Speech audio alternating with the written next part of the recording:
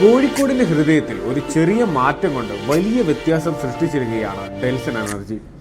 കോഴിക്കോടിന്റെ highlight junction സമീപം സ്ഥിതി ചെയ്യുന്ന TVS പ്രസ്റ്റീജ് അപ്പാർട്ട്മെന്റ് ഡെൽസൺ എനർജിയുടെ ഗോ ഗ്രീൻ കോൺസെപ്റ്റിന്റെ ഭാഗമായി 60 കിലോവാട്ട് ശേഷിയുള്ള സോളാർ പവർ പ്ലാന്റ് സ്ഥാപിച്ചിരിക്കുന്നു.